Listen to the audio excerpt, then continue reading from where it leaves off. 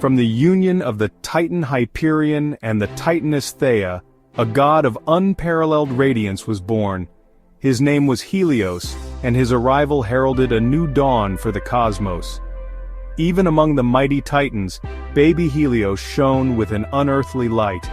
His laughter was the shimmering of sunlight on water. His cries were like golden rays piercing the darkest clouds.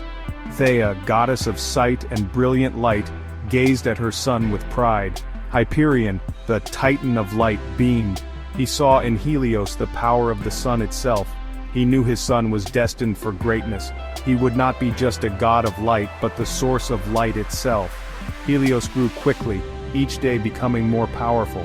He learned of his lineage, of the Titans who ruled before the Olympian gods. He felt the power of the sun course through his veins, a power that could banish darkness and nourish life. Helios was ready to claim his place in the cosmos. The sun awaited its charioteer. High atop Mount Olympus, Zeus, the king of the gods, surveyed his domain. His keen eyes fell upon the young Helios. He saw the god's untapped potential, the immense power waiting to be unleashed. Zeus knew that Helios was the only one worthy of a monumental task, to carry the sun across the sky.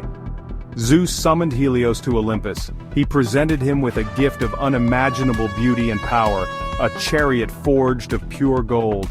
Its wheels spun on axles of fire, and it was pulled by 4 magnificent steeds that breathed flames. This was no ordinary chariot, this was the chariot of the sun, and it would be Helios's burden and his glory.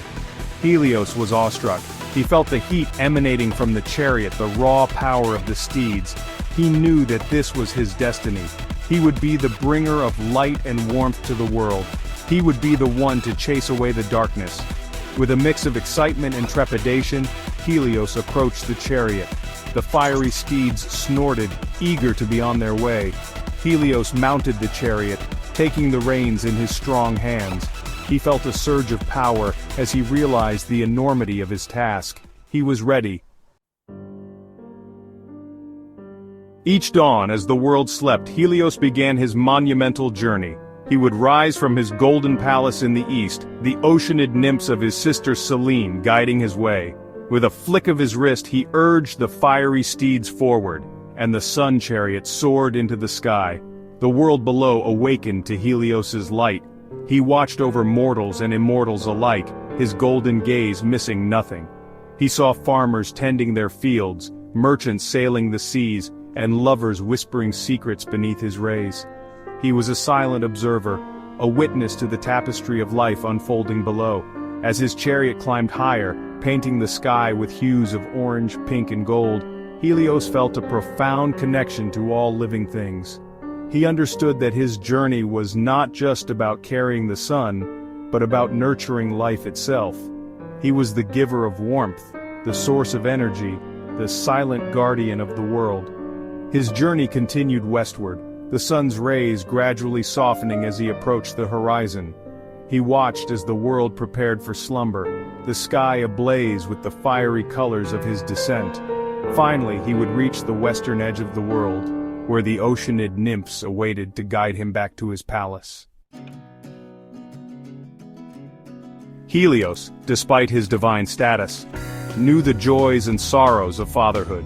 He had a son, Phaethon, a mortal child born from a forbidden love.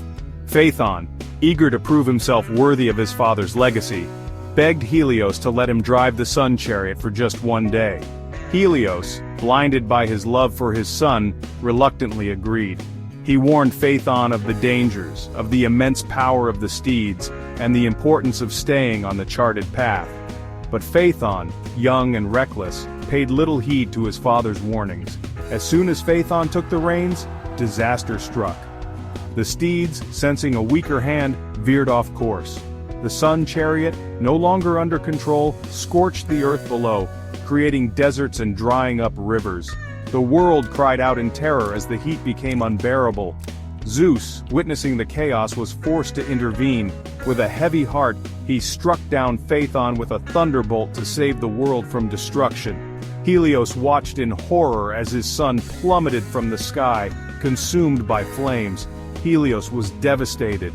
His grief was so profound that he refused to drive the sun chariot for days, plunging the world into darkness. The other gods pleaded with him to resume his duty, reminding him of his responsibility to the world. Finally, Helios, his heart heavy with sorrow, agreed. Though forever marked by the tragedy of Phaethon, Helios continued his eternal journey. He carried the weight of his grief with the same stoicism with which he carried the sun. He watched over the world, his gaze now tinged with a somber understanding of life's fragility. Helios, despite his silent nature, played a crucial role in the lives of mortals and gods. He was the keeper of oaths, his all-seeing eye ensuring that promises were kept. He was the god of sight, his golden rays illuminating truth and justice. He was a silent guardian, ever present, ever watchful.